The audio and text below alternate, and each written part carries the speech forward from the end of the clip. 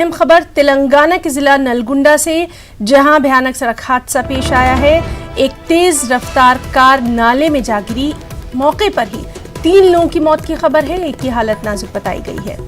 तो आपको बता दें कि तेलंगाना के जिला नलगुंडा में ये सड़क हादसा पेश आया, जिसमें एक तेज रफ्तार कार नाले में जा गिरी। 3 लोगों की मौके पर मौत हुई, एक की हालत नाजुक बनी हुई है और मजीद तफसीलात का इंतजार है।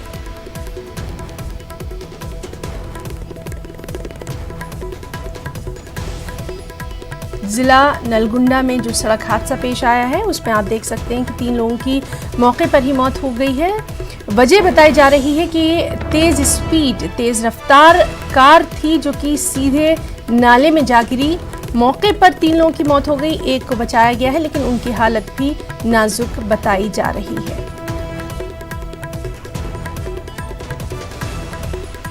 तो हैदराबाद